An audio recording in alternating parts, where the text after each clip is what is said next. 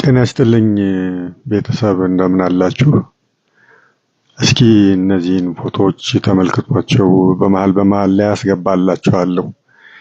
ምንድናቸው? ይሄ መምህር ተስፋዬ አበራ የሚባለው የአጥማቂው ግርማ ልጅ የሆነው ማለት ነው። መምህር ነኝ ብሎ ራሱን ሾሞ ወይም ሰይሞ ቀሚስ ለብሶ አስተምራለሁ የሚለው ሰው ማለት ነው። ተከታዮቹን ይዞ ያሳለፍነው እሑድ ጥቅምት 2 ማለት ነው በሲኤምሲ ሚካኤል ቤተክርስቲያን በቡድን በማህበር ሆነው ቋርበው ነበረና የተሰራው ትልቁ ግዙፉ የሚካኤል ቤተክርስቲያን አለ። የምታዩት አሁን እነሱ የምታዩቸው እዚያ ውስጥ ሆነው ነው። እና ቪዲዮዎችን ሳይ በጣም ደንግጬ ከነጫማቸው ነበርና ውስጥ ሆነው እንደዚህ ሲሉ የምታዩቸው እንዴት ብዬ በጣም ደንግጬ ነበርና ለካ ምን ብለዋቸዋል አለቃው ወይም ደብሩ ካህናት ገና ታቦት ስላልገባበት ገና አልገባበትም እና ችግር የለም ከነጫማችሁ ግቡ ብለውን ነው የሚለው እሱ ራሱ ተስፋ የሚባለው። ከነጫማቸው የገቡበትን ምክንያት ሲናገር ገብተው እንደዚህ ቪዲዮ ላይ ሲዘዋውር የምታዩትን ቪዲዮ ሲዘምሩ ሲሉ ኢቨን ሲበሉ ሲጠጡ ሁሉ ምግብ ሁሉ እዛው ውስጥ ይታያሉ። እና ደንግጬ በጣም ተቆጥቼ ነበር እንትን ያልኩት። እንግዲህ ታቦት ስላልገባበት ወይም ገና ስላልተባረከ በሜሮን ስላልከበረ ችግር የለውም ግቡ እሺ ሊባል ይችላል እንደዛ። ግን ይሄ ትዕዛዝ ከየት ነው የመጣው? ታቦት ስላልገባበት ከነጫማ መሆን ይቻላል የሚለው ከየት መጣ ይሄ ትምህርት? ጫማን ከእግርህ አውልቅ የተባሉ አባቶች ሁለት ናቸው። አንደኛው ሙሴ ነው፣ አንደኛው ደግሞ ኢያሱ ነው። ሙሴ የዮቶር እረኛ ሆኖ ከግብጽ ያው ተሰዶ እንደምታውቁት ወንድሙን ዕብራዊውን ለመታደግ ወይም ለመርዳት ሲል ግብፃዊውን ገሎ በዛ ምክንያት ኮብልሎ ነበረ እና የዮቶር እረኛ ሆኖ ባለበት ሰዓት በእግዚአብሔር የተቀደሰ ተራራ በኮሬብ ላይ ባለበት ሰዓት እግዚአብሔር በቁጥቋጦ መሃል ተገልጾለት እግዚአብሔር የቆምክባት ምድር የተቀደሰች ምድር ናትና ጫማን ከእግርህ አውልቅ ብሎት ዘጸአት 3 ቁጥር 5 ላይ ታገኙታላችሁ። እዚያ ላይ ሲያወልቅ አንዱ ይሄ ነው። ሁለተኛው ደግሞ ኢያሱ በኢያሪኮ ያለ የእግዚአብሔር መልአክ የተመዘዘ ሰይፍ ይዞ በታየው ጊዜ ከጠላቶቻችን ወገን ነው ወይስ ከኛ ወገን ብሎ ሲጠይቀው እኔ የእግዚአብሔር ሰራዊት አለቃ ነኝ ብሎ ባለው ጊዜ ኢያሱ በግንባሩ ተደፍቶ ሰገደለትና እነሆኝ የጌታ ባሪያ ለባሪያህ ትነግረው ዘንድ ያለህ ነገር ምንድነው ብሎ ሲጠይቀው የቆምክባት ስፍራ የተቀደሰች ምድር ናትና ጫማህን ከእግርህ አውልቅ ሲለው ደግሞ እሱ እናያለን። ኢያሱ 5 ከቁጥር 15 ላይ ታገኙታላችሁ። እነዚህን የእግዚአብሔር ቃል ይዘን ነው እንግዲህ ቤተክርስቲያንም የተቀደሰች ስፍራ ናትና ለእግዚአብሔር የተለየች የተቀደሰች ስፍራ ናትና ጫማችንን ከእግራችን እናወልቃለን። በሙሴ በመጀመሪያው ዘጸአት 3:5 ላይ ባለው ብንሄድ ታቦት እዛ ቦታ ላይ አልነበረም። የጫማው ማውለቅ ምክንያት የቆመባት ስፍራ የተቀደሰች ናትና በዛ ምክንያት ነው እንዲያወልቅ እግዚአብሔር ያዘዘው። ያወለቀውም ኢያሱም ኢያሪኮ ላይ መልአኩን በተገናኘውበት ቦታ ስፍራ ላይ እንደዚሁ ነው እና ከታቦት ጋር ምን አገናኘው ጫማን ማውለቅ ብዬ ነው። እርግጥ የቃል ኪዳኑ ታቦት የከበረ ነው የቅዱስ የለንም። ይሁንና ግን እንዲህ የተባለበት ምክንያት ብቸኛው ምክንያት ምንድነው? የቆመበት ስፍራ ኢያሱም ሆነ ሙሴ የተቀደሰች መሆን ነው። ስለዚህ ቤተክርስቲያን የተቀደሰች ምድር ናትና ከምንም ጋር ሳይያዝ ያለ ጫማ እንገባለን ማለት ነው። ቢቻል እንዲያውም ግቢው ስንገባ ጀምሮ ነው ያለ ጫማ መግባት የሚኖርብን። ያም ቢቀር ግን ወደ ቤተክርስቲያኑ ስንገባ ግን የግድ ነው። ስለዚህ ይሄ ስርዓት ተሰራና ይሄው እስከዛሬ አለን። አሁን ግን ምን ለማስተማር ምን ለማደፋፈር እንደተፈለገ አይገባኝም። ሆን ተብሎ እንዲህ አይነት ነገር ሰው ይሰናከልብናል አይባልም። የሚያይን ሰው ይሰናከልብናል፣ በዚህም እንጎዳለን አይባልም። ቃል እኮ የሚለው ከነኚህ ከታናናሾቹ ለአንዱ መሰናከያ ከምትሆን የወፍጮ ድንጋይ አንገትህ ላይ ታስሮ ወደ ጥልቅ ባህር ብትጣል ይሻልህ ነበር ነው አይደል የሚለው። መሰናከያ መሆን ከባድ ኃጢአት ነው ወገኖቼ።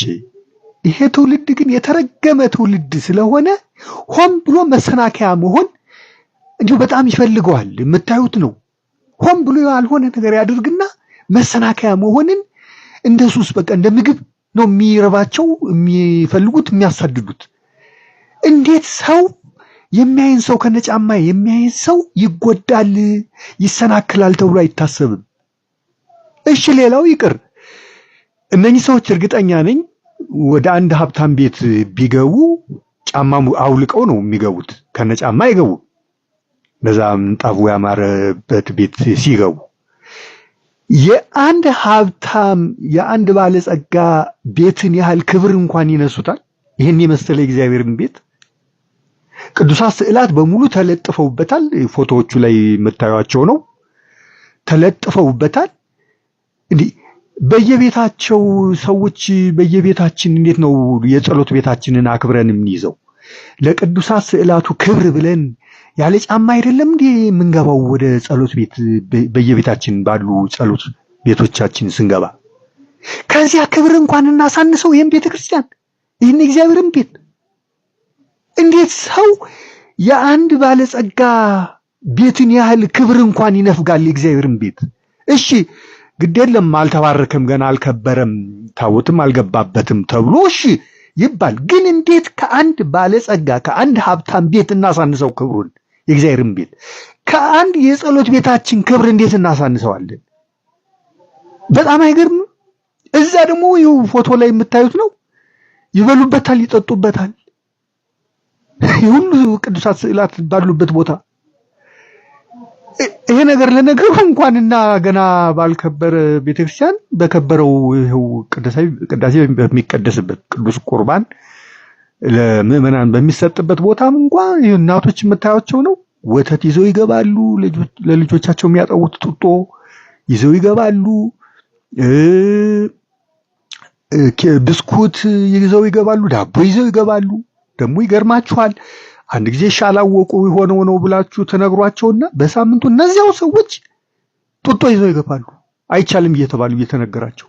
ልበ ደንዳና ትውልድ፣ እንደው በግድ ቃል ቀሰፍከን ብሎ ቅስፈትን የሚማጽን የተረገመ ትውልድ። እንግዲህ ሰዎች እናቶች ልጆቻቸውን ሊያስባርኩ ነው አይደል? በቅዱስ ቁርባን ሊያስባርኩ ነው ይዘዋቸው የሚመጡት። አታድርጉ የተባሉትን ነገር እያደረጉ ግን የባሰ ሌላ ቅስፈት ውስጥ ይከቷቸዋል። የሚበላ የሚጠጣ ይሄ ስጋዊ ምግብና መጠጥ ታውቃላችሁ፣ ከቤተ ክርስቲያን ቀኖና ቤተ ክርስቲያን የሚለው ምንድነው? 40 ክንድ ይራቅ ነው የሚለው። 40 ክንድ ያህል መራቅ አለበት። መቅደስ ውስጥ ቤተ ክርስቲያን ውስጥ ከጌታ ስጋና ደም በስተቀር ምንም ነገር እና ከማይገባው ከጎኑ የፈሰሰው ጸበሉ ማለት ነው፣ ከሱ በስተቀር ምንም ነገር አይበላም አይጠጣም። ክልክል ነው። እና ልጆቻችሁን አቁርባችሁ ጡጦ ወተት ጡጦ ይዛችሁ መታችሁ የምታጠቡ እናቶች ይሄ ፍጹም ክልክል ነው። ይነገራችኋል ግን አትሰሙም። ጡጣችሁን ነው ማጥባት የምትችሉት ከውስጥ። ሌላ ነገር ማብላት ማጣት ካስፈለጋችሁ ውጪ ነው በአፋ 40 ክንድ ርቃችሁ እና አይሰሙም። እንኳንና ይሄንና የነኚህ ሰዎችም እንደዚሁ እኔ ልባቸው ምን እንዳሳበጠው ራሳቸው ማን አድርገው እንደሚያስቡ አላቅም እንደዚህ አድርገዋል እና በጣም ያሳዝናል። ደግሞ የተለመደ መጣ ይሄ በግሩፕ በዚህ በመንጋ መጥቶ እየቆረቡ ማቁረብ ምናምን። ይሄ ያባለፈው አኬ የሚባለው ቲክቶከር ሰብካለው የሚለው መናፍቅ ነው የጀመረው። ባለፈው ታስታውሳላችሁ ራይል ቤተክርስቲያን ተከለከልን ብሎ አዋራ አስነስቶ ነበር። እኔ ሲከለክሉት መናፍቅነቱን አውቀው መስሎኝ ነበር። በፈሊጥ እየከለከሉት ለመናፍቅ አይገባምና ብለው እየከለከሉት መስሎኝ ነበር። ወዲያው ግን ፈቅደውለት ደግሞ እንዲቆርቡ አደረጉት። ይሄ ሰው መናፍቅ ነው። ልብ በሉ። በጌታ ላይ ኑፋቄ አለበት፣ በእመቤታችን ላይ ኑፋቄ አለበት። ጌታን ምንድነው የሚለው? የወደቀውን ኮራፕትድ የሆነ ስጋ ነው የተዋሃደው፣ የጎሰቆለውን ስጋ ነው የተዋሃደው ብሎ ያምናል። እመቤታችንንም ጥንት አብሶ አለባት። ስጋዋ የጎሰቆለ የወደቀ ነው፣ የአዳምን ስጋ ነው የያዘችው። ጥንት አብሶም አለባት ብሎ በግልጽ ተናግሯል። እንደዚህ አይነት ኑፋቄ ያለበት መናፍቅ ነው። ስለዚህ ይሄ ሰው ፈጽሞ ሊቆርብ አይችልም። ቤተክርስቲያን ልታስተናግደው አትችልም፣ ከነኑፋቄው ሆኖ ማለት ነው። መመለሱን ሳይናገር ሳይገልጽ ንስሐ ሳይገባ ንስሐ ሳይሰጠው ከነዚህ ኑፋቄው ቅዱስ ቁርባን ለዚህ ሰው መስጠት ማለት ለማይገባ ለመናፍቅ ያው መናፍቅ ነው እሱም እንደ መስጠት ነውና ባለዕዳ ያደርጋል። ካህናቱን ባለዕዳዎች ናቸው ለሱ ቅዱስ ቁርባንን የሰጡ ሰዎች ካህናት። እኔ ቤተክርስቲያን ወደ የት እየሄደች እንደሆነ አይገባኝም። ሆን ብለው ይመስለኛል መጀመሪያ ማውቀው የከለከሉት እንዲራገብ፣ እንዲሟሟቅ፣ እንዲሰማ ከዛም ደግሞ ሲሰጡት ይሄም ሆን ተብሎ ይመስለኛል። እና በጣም ይሄ በነከሌነን እያሉ በማህበር እየመጡ በመንጋ እየመጡ መቁረብ ሌላ ጣጣ ውስጥ ሊከተን ይችላል። ጉልበትን ለማሳያ ነው እየተጠቀሙበት ያለው። ትነኩንና ዋ ለማለት ነው እየተጠቀሙበት ያለው። ለፕሮሞሽን ነው እየተጠቀሙበት ያለው። ይሄው እናንተ መናፍቃን ትሉናላችሁ እንጂ ቤተክርስቲያን ግን ይሄው አክብራ አቆረበችን፣ ቅዱስ ሥጋውን ክቡር ደሙን ሰጠችን። ስለዚህ እኛን ምሰሉ የሚል ፕሮሞሽን እየሰሩበት ነው ያለው። እና ባካችሁን ኃላፊነት የሚሰማችሁ ካህናት ካላችሁ፣ ኃላፊነት የሚሰማው ምዕመን ካለ ይሄን ነገር ተረባርበን ማስቆም ነው ያለብንና እባካችሁ ለማለት ነው። አመሰግናለሁ።